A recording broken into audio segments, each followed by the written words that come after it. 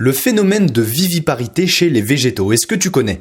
C'est assez rare à observer, donc quand ça arrive dans ma collection sur l'une de mes plantes carnivores, je m'empresse de sortir ma caméra pour te partager cette belle bizarrerie de la nature qui te permettra peut-être à toi aussi d'obtenir gratuitement une nouvelle plante carnivore. D'ailleurs, si tu as déjà quelques orchidées chez toi, comme par exemple le genre assez commun Phalaenopsis ou encore le genre Dendrobium, tu as peut-être déjà obtenu ou entendu parler des kékis. Pas les kikis, non, les kékis.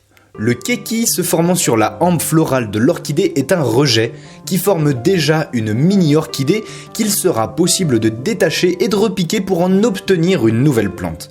Mais bref, mon truc moi c'est pas les orchidées, tu le sais certainement, c'est simplement pour que tu comprennes le phénomène que l'on appelle en botanique la fausse viviparité. La viviparité qui signifie en latin donner vie à un organisme développé, au sens exact du terme, à savoir que ce sont en fait les graines qui germent sur la plante mère et qui forment ainsi les nouvelles pousses. On trouve ce type de reproduction notamment dans les mangroves. Pour nos chers carnivores, nous ne sommes pas exactement dans ce cas de figure, car ce ne sont pas les graines qui permettent d'obtenir une jeune plantule aérienne. Et chez les plantes vivipares, il en existe deux autres variations. La fausse viviparité donc, et la pseudo-viviparité. En fait, ce sont des phénomènes assez similaires. La seule différence entre ces deux variations, c'est la proximité et surtout la continuité du développement de la fleur.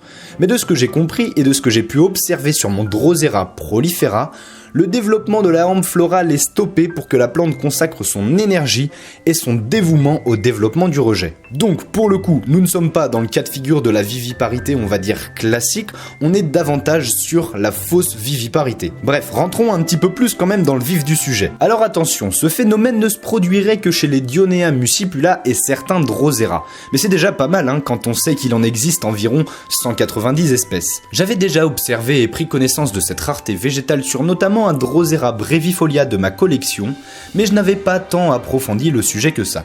Je savais que c'était possible, mais j'étais loin de me douter que ça arriverait sur mon Drosera prolifera qui est un petit peu plus complexe à cultiver car c'est une plante carnivore tropicale qui pousse au nord du Queensland, en Australie donc, avec ses deux autres sœurs, Drosera adelae et Drosera schisandra. Si une vidéo au sujet de ces trois sœurs, ces trois Drosera du Queensland t'intéresse, fais-le moi savoir tout simplement dans l'espace commentaire. Évidemment, j'attendrai d'être pleinement satisfait de la vitalité de mes Drosera du Queensland et d'avoir également un petit peu quand même maîtrisé leur multiplication. Bon, même si je ne maîtrise pas à 200% leur multiplication, surtout pour Drosera schisandra, pour qui j'attends de m'assurer une certaine stabilité, je vais quand même aujourd'hui te parler de ce que j'ai fait lorsque j'ai vu apparaître sur mon Drosera prolifera une jeune plantule perchée au bout de l'une des hampes florales de la plante. Mais juste avant, je ne te le demande jamais, car j'estime que si tu trouves suffisamment de valeur dans mon travail, tu le ferais par toi-même, surtout que ça prend littéralement 2 secondes. Je suis allé ce week-end faire le curieux sur les statistiques de ma chaîne YouTube et je me suis rendu compte que 77% des personnes qui regardaient en plus régulièrement mes vidéos n'étaient pas encore abonnées à ma chaîne YouTube. C'est une manière totalement gratuite pour toi de me soutenir et de m'encourager dans mon travail de création de vidéos qui permettent d'aider les curieux de nature à découvrir, comprendre et maîtriser la culture des plantes carnivores. À l'heure où je te parle, nous sommes très bientôt 7000 sur cette chaîne.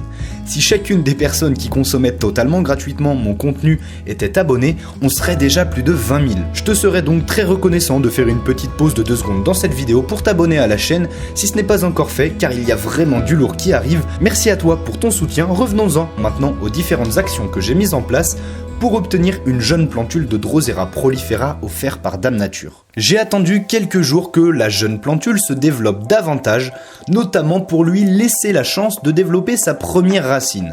Sans racines, leur piquage aurait été sûrement un petit peu plus compliqué et surtout plus risqué. J'ai préféré donc mettre toutes les chances de mon côté et être un petit peu patient. J'ai ensuite pris ma paire de ciseaux pour détacher la jeune plantule que j'estimais suffisamment développée pour la faire passer dans la cour des grands. Je l'ai alors repiquée directement dans le pot de mon pied mère qui se plaît plutôt bien malgré quand même un manque certain de mucillage lorsque j'ai filmé ces séquences comme tu peux le voir.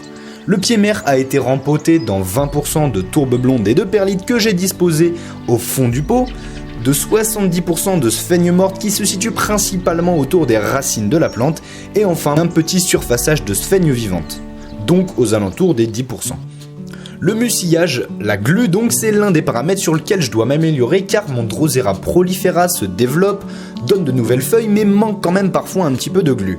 Si tu as une solution à m'apporter donc je suis preneur, je t'invite une fois de plus à utiliser l'espace commentaire pour m'aider. Sache que mon Drosera prolifera a été placé dans un terrarium avec une humidité aux alentours des 70 à 80% et d'une température qui se situe aux alentours des 22 degrés. J'ai pris ma pince que j'utilise pour de nombreux repiquages afin d'attraper délicatement le jeune Drosera prolifera en orientant bien son unique racine vers le fond du pot. J'ai évidemment fait très attention à ne pas la casser car cela aurait pu avoir de lourdes conséquences pour la reprise et aussi la repousse de celui-ci. J'ai ensuite rapproché délicatement la sphaigne humide du collet du Drosera, donc la partie qui se situe très proche du pot, pour que la racine ne s'assèche pas et que la plante ait assez rapidement accès à un petit peu d'eau qui est contenue dans la sphaigne. J'ai alors replacé le pot avec le pied mère ainsi que la jeune plantule dans mon terrarium. J'attends maintenant que ce petit rejet se développe et s'épanouisse tout comme sa maman avant de pouvoir peut-être te faire une petite update de son évolution si ça t'intéresse. Sache que ce phénomène est assez rare à observer, mais si tu donnes les bonnes conditions de culture à tes Dionea muscipula ainsi que tes Drosera, tu auras peut-être également la chance de voir apparaître un jour sur l'une de tes ondes florales le phénomène de fausse viviparité. Tu pourras alors utiliser ce petit tutoriel, le regarder pour repiquer à ton tour la jeune plantule qui se dressera fièrement sur la fleur de ta plante carnivore. Si cette technique de multiplication t'a plu, je n'ai nul doute que tu aimerais en apprendre davantage sur les techniques de multiplication un petit peu plus traditionnelles, on va dire, que l'on utilise nous en tant que professionnels et producteurs de plantes carnivores pour donner vie à de nouvelles descendances. Personnellement, il y en a 3 que j'utilise principalement, le semis, la division et enfin le bouturage. Pour découvrir mon retour d'expérience donc, comprendre et maîtriser les bases de la multiplication des plantes carnivores, je ne pourrais pas mieux te réorienter vers la partie 2, apprendre à multiplier les plantes carnivores du guide pratique que je t'offre gratuitement aujourd'hui. Pour recevoir l'extrait du guide pratique que j'ai écrit, c'est tout simple, il te suffit de cliquer sur le premier lien qui se trouve en description sous cette vidéo. Et en attendant, moi je te dis à très vite autour de cette nature insolite, passionnante et dévorante. Ensemble, cultivons l'insolite, c'était les Dents de la Terre.